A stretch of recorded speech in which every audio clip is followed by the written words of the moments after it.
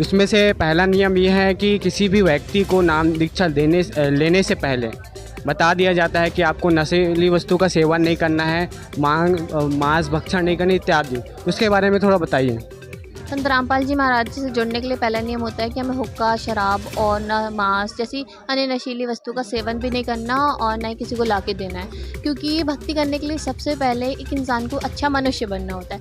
मांस ग्रहण करना, नशीले पदार्थों का सेवन करना एक राक्षस प्रवृत्ति का व्यक्ति होता है, और भक्ति करने के लिए सबसे पहले एक अच्छा इंसान बनना जरूरी है। इसलिए संत रामपाल जी महाराज जी का आदेश है कि जो भी भगत नाम दीक्षा लेगा उसको ये सारी चीज़ें त्यागनी पड़ेंगी।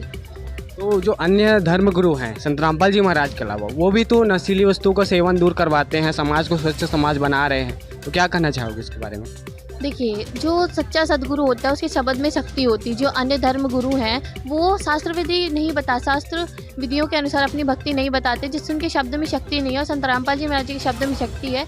जो संत रामपाल जी, कोई व्यक्ति का संत रामपाल जी महाराज जी से नाम दीक्षा लेता है तो उसका नशा ऑटोमेटिकली छूट जाता है। अन्य संतों से जो मना करते कि आपको नशा नहीं करना है, मांस भक्षण नहीं करना है, लेकिन फिर भी उनके अनुयायी ये सारी चीज़ें करते हैं क्योंकि उनके शब्द में शक्ति नहीं है। और संत रामपाल जी महाराज वर्तमान में केवल और केवल एक तत्वदर्शी संत है जिनके शब्द की शक्ति से ये सारी चीज़ें छूट जाती हैं। तो हम तो देखे हैं कि बहुत सारे लोग हैं जो संत रामपाल जी महाराज से नाम दीक्षा ले लेते हैं, फिर घर जाने के बाद नशीली वस्तु का सेवन कर लेते हैं। उनको आप किस तरह से बताना चाहोगे कि वो किस तरह के व्यक्ति हैं?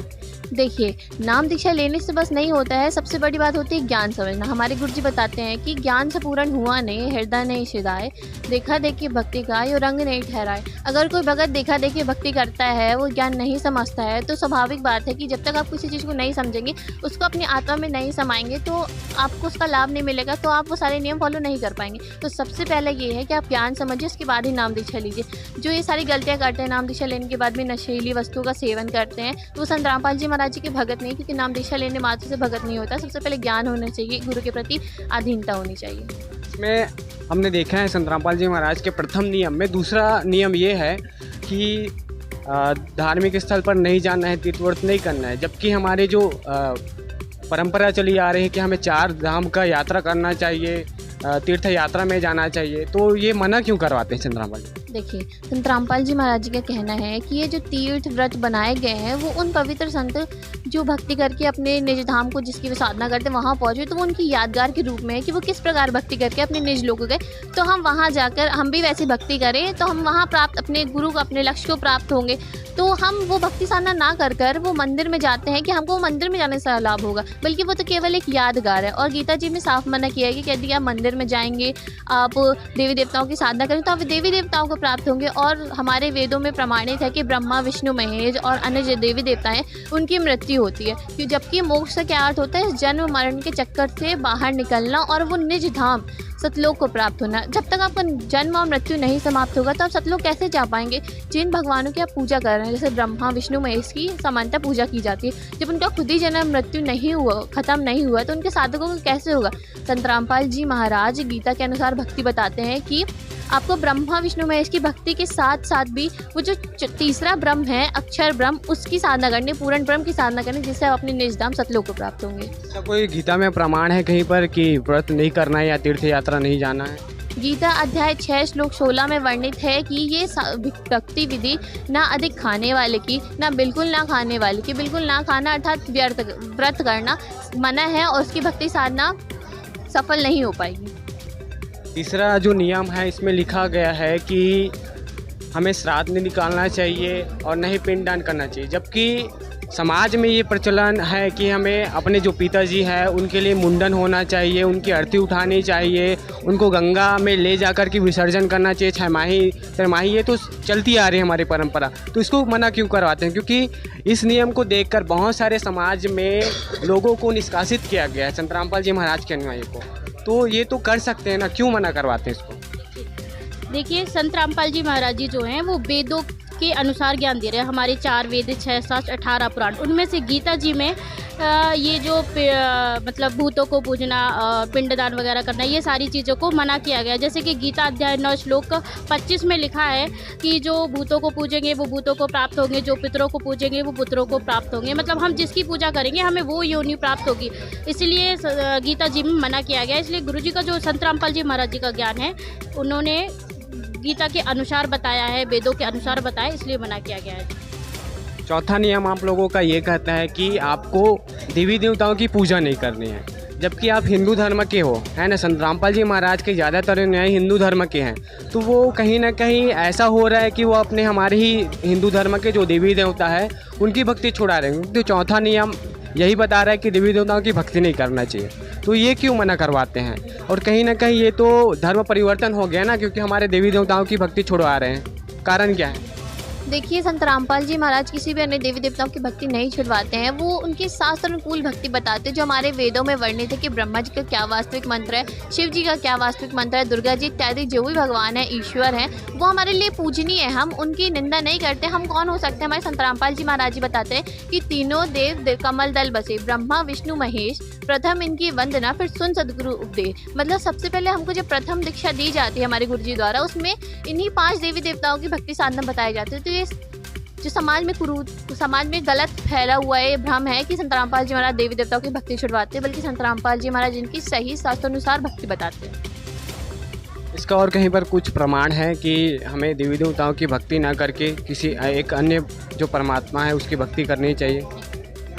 जी, गीता अध्याय 7 श्लोक 12 से 15 में यह प्रमाणित किया गया है कि देवी देवताओं की साधना व तीनों गुण अर्थात रजगुण ब्रह्मा, सदगुण विष्णु और तमगुण की सेवा करना, पितर पूजा, भूत पूजा करना मूर्खों की साधना बताई है, और इनकी पूजा करने वाले जो साधक होंगे उनको घोर नरक प्राप्त होगा। इसलिए संत रामपाल जी महाराज इनकी साधना करने से मना करते हैं, और इनके जो शास्त्रों में वर्णित मंत्र हैं उनको मंत्र हमको देते हैं, जिससे हम भक्ति करते हैं अपनी। इसका मतलब ये है कि जो हिंदू धर्म में चली आ रही परंपरा है, भक्ति विधि है, जो हमारे धर्मगुरु बता रहे हैं, वो सब गलत बता रहे हैं। हाँ जी, जितनी भी भक्ति विधि प्राचीन चली आ रही है वो सरासर गलत है। इसका प्रमाण ये है कि गीता अध्याय 18 श्लोक 66 में ब्रज शब्द का वास्तविक अर्थ होता है जाना, इन्होंने किया है इसका अर्थ आना। और गीता अध्याय 7 श्लोक 18 में अनुत्तम शब्द का अर्थ इन्होंने अति उत्तम किया, जबकि इसका अर्थ होता है अश्रेष्ठ, जिसका खंडन और सही अनुवाद हमारे संत रामपाल जी महाराज जी ने अपनी पुस्तक गीता 13 ज्ञान अमृत में किया है। यह पुस्तक संत रामपाल जी महाराज जी द्वारा लिखित है। इसमें चारों वेद, श्रीमद् भगवद गीता और जितने भी हिंदू धर्म और अन्य धर्मों के पवित्र शास्त्र है उसे प्रमाणित करके बताया है कि सही भक्ति विधि क्या है, किस भक्ति विधि को करने से साधक का जन्म मरण समाप्त होगा और वो मोक्ष की प्राप्ति करेगा। इसमें आप लोगों का 5वां नियम ये कहता है कि किसी की जूठा नहीं खाना है, जबकि अभी मॉडर्न एज चल रहा है, मॉडर्न ज़माना है, जिसमें लोग एक दूसरे का जूठा खा लेते हैं, क्योंकि स्कूल में जाते हैं टिफ़िन शेयर करते हैं, कॉलेज में जाते हैं और ऑफिस में जाते हैं टिफ़िन शेयर करते हैं, तो ये क्यों मना करवाते हैं? देखिए, संत रामपाल जी महाराज जी ने ये नहीं कहा कि हमें किसी का जूठा नहीं खाना चाहिए।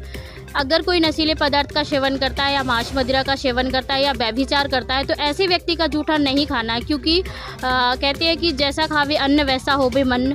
अगर हम किसी ऐसे व्यक्ति का जूठा खाते हैं जो नशीले पदार्थ का सेवन करता हो या मांस मदिरा खाता हो या व्यभिचार करता है, तो हमारा मन भी वैसे ही विकार आ जाते हैं। इसलिए हमें किसी का जूठा नहीं खाना चाहिए, इसलिए संत रामपाल जी महाराज जी मना करते हैं। अभी पैसे का दौर चल रहा है, सब पैसे कमा रहे हैं, कहीं ना कहीं कई तरीके होते हैं पैसा कमाने के, जिसमें से ताश जुआ भी आता है। तो ये तो एक सरल तरीका होता है ना पैसे कमाने का। और एड जो चलता है मोबाइल में, इसमें भी बताया जाता है, रमी सलकर, ऐसे सारे बहुत सारे ऐप्स हैं जिसके माध्यम से लोग आसानी से पैसे कमा सकते हैं। तो इसको मना क्यों करवाते हैं संत रामपाल जी महाराज? क्योंकि संत रामपाल जी महाराज जी कहते हैं पैसे कमाने के यही जरिया नहीं है, बहुत अच्छे अच्छे काम है, जैसे कंपनियों में काम करते हैं, खुद का बिजनेस खोल के ऐसे भी तो पैसे कमा सकते हैं। जरूरी थोड़ी ना है कि ताश खेल के पैसे कमाते। किसी का घर भी बर्बाद हो जाता है ताश खेलने से। जुआ खेलते हैं, ताश खेलते हैं, फिर वहाँ से हार के जब आते हैं तो अपने घर में कलेश भी मचाते हैं, घर भी बिक जाता है, बेघर हो जाते हैं। इसलिए परमात्मा मना करते हैं संत रामपाल जी महाराज। और इसमें 6वां नियम आप लोगों का ये कहता है कि किसी भी खुशी के अवसर पर नाचना गाना नहीं है। तो ये कारण क्या है? क्योंकि हर व्यक्ति जो है, बर्थडे हो, पार्टी हो, शादी हो, यहाँ तक कि मृत्यु में भी ढोल मजीरा बजाते हुए उनको विदा करते। तो ये मना क्यों करवाते हैं संत रामपाल जी महाराज? समाज के जो लोग हैं उनके विरुद्ध चल रहे हैं, इसका कारण क्या है? क्योंकि जो पहले की जो परंपराएं होती थी, पहले कुछ भी कार्यक्रम होते थे तो बाहर के बुलाते थे घर में नाचने के लिए, और घर के अपने काम करते थे। जैसे वैश्या लोग हैं वो लोग आते हैं नाचने, तो ऐसे में गलत इफेक्ट पड़ता है। अपने साधारण तरीके से रहना और जीना और इसी से खाते हैं संत रामपाल जी महाराज हमारे। जो न्यू जनरेशन के लोग हैं वो मर्यादाओं को ख़त्म कर रहे हैं, जैसे कि वहीं पे जो हमारे शादी विवाह में नाच गाने होते हैं तो वहीं पे बाप भी नाच रहा है, वहीं पे बेटी भी नाच रही है, वहीं पे बहू भी नाच रही है। तो इससे जो मर्यादाएं होती हैं, एक परिवार की जो मर्यादाएं होती हैं वो ख़त्म हो जाती हैं, इसलिए संत रामपाल जी महाराज जी मना करते हैं।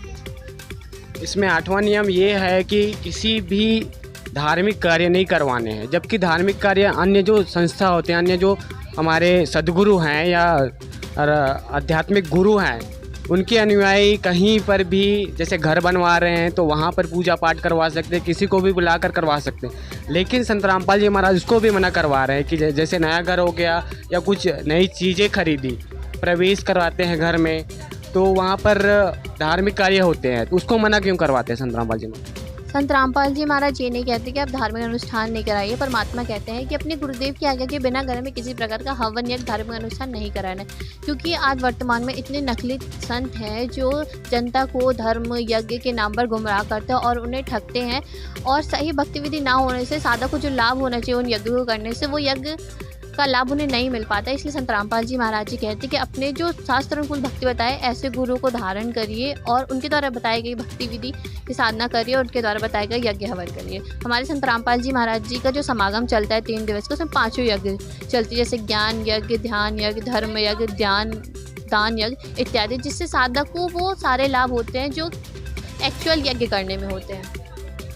इसमें नेक्स्ट जो नियम है आप लोगों का लिखा हुआ है कि छुआछूत नहीं करना है ना, इसको मना करवाते हैं संत रामपाल जी महाराज। लेकिन जो लोग हैं संत रामपाल जी महाराज से नाम दीक्षा लेने के बाद कहीं जाते हैं तो पानी तक नहीं पीते, ना ही उनके यहाँ बैठ कर के खाना खाते हैं, और आप लोग बोलते हो कि छुआछूत नहीं करना चाहिए, तो ये किस तरह से आप लोगों को बताना चाहो?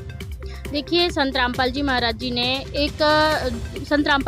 ने कहा कि जीव हमारी जाति है, मानव धर्म हमारा, हिंदू मुस्लिम सिख ईसाई धर्म नहीं कोई न्यारा।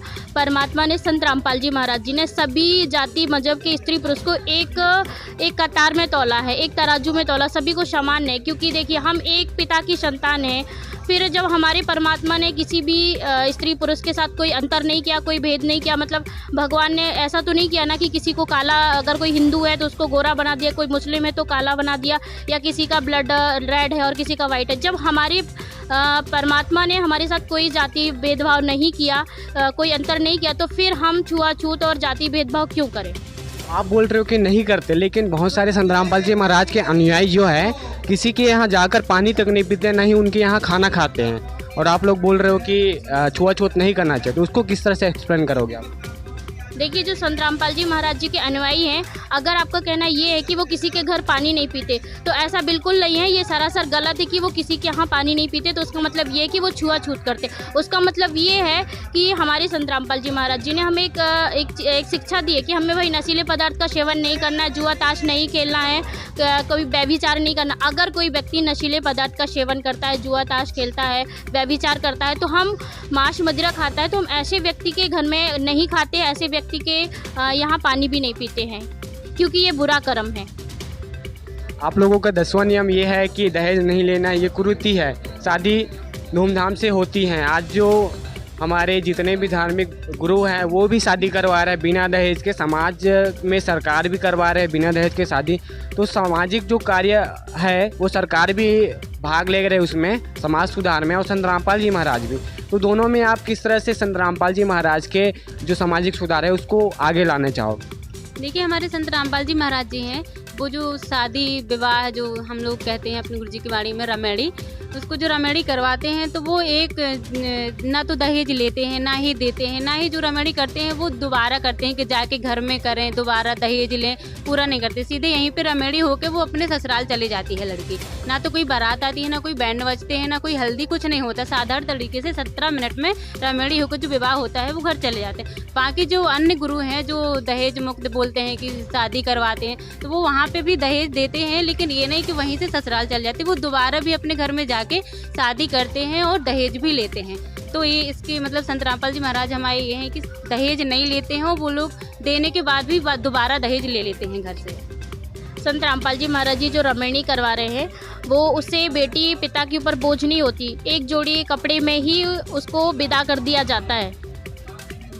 तो कहीं ना कहीं एक जोड़े कपड़े में विदा कर रहे हैं, तो जो ससुराल वाले हैं उनको लगता होगा कि बिना दहेज के आए हैं, और हमें लगता है कि प्रताड़ना तो थोड़ा बहुत मिलता ही होगा कि आपने कहीं कुछ नहीं ले करके नहीं आए। आज समाज में यही चल रहा है, इतना मॉडर्न ज़माना हो गया है, फिर भी थोड़ा बहुत लेकर जाते हैं जो लड़की हैं अपने ससुराल। तो इसके बारे में आप क्या कहना चाहेंगे? देखिए, संत रामपाल जी महाराज बोलते हैं कि एक कपड़े जोड़े में ही अपन को रमेड़ी करनी हो, ससुराल जाना। इसकी मैंने खुद रमेड़ी की संत रामपाल जी महाराज जी के सानिध्य से जाके वहीं पे। तो मैंने भी ना तो कोई दहेज लिया है, ना मेरे पापा ने दिया है, ना मेरे ससुराल वालों ने किया है, क्योंकि वो लोग भी सभी जुड़े हुए संत रामपाल जी महाराज जी से। मैं भी सिर्फ एक ही जोड़े कपड़े में गई हुई हूँ। मेरे ससुराल वालों ने अभी तक कोई भी चीज़ के लिए नहीं बोला है कि तुम दहेज नहीं लाई हो, कि कपड़े नहीं लाई हो। आज से 6-7 साल हो गए मेरी रमेड़ी को, आज तक कोई शिकायत नहीं मिली मुझे कि तुम दहेज नहीं लाई हो। इसमें जो 11वां नियम है आप लोगों का, वास्तुकला या ज्योतिषी में नहीं पढ़ना चाहिए। और अभी जो मॉडर्न ज़माना है उसमें लोग जो है कहीं ना कहीं वास्तुकला को देखकर ही घर बनाते हैं, ताकि जो सकारात्मक प्रभाव है वो पड़े घर में। और जो लोग हैं अपने नक रेखा जो किस्मत है उसको देख करके कार्य करते हैं, तो इसको मना क्यों करवाते हैं संत रामपाल जी महाराज? संत रामपाल जी महाराज बताते हैं कि यदि हम पूर्ण परमात्मा की भक्ति करते हैं तो इनकी हमें आवश्यकता ही नहीं पड़ती है, क्योंकि ये तो जैसे किसी ने बता दिया कि ऐसे बनवा लो, ऐसे बनवा लो, उससे होना कुछ नहीं है। वो बता भी देंगे अगर, लेकिन उसमें परिवर्तन नहीं कर सकते। लेकिन जो पूर्ण परमात्मा है, कबीर साहब की भक्ति बताते हैं हमारे संत रामपाल जी महाराज, तो उससे जो हमारे पाप कर्म होते हैं उससे कटते हैं, जो मतलब जो दुख आने होते हैं वो सुख में परिवर्तन कर देते हैं परमात्मा। इसलिए हमारे गुरुजी इनमें नहीं पढ़ने देते हैं, क्योंकि ये इनका कोई सेंस नहीं है इनका। और हमारे गुरुजी कहते हैं कि संत रामपाल जी महाराज जी जो भक्ति बताते हैं कबीर साहब की, वो भक्ति करो तो हमें और बाहर कुछ आनोपासना करने की आवश्यकता नहीं पड़ती। दोस्तों, आपने अभी देखा कि संत रामपाल जी महाराज से नाम दीक्षा लेने के लिए जो प्रथम नियम होते हैं उसमें 11 नियम है।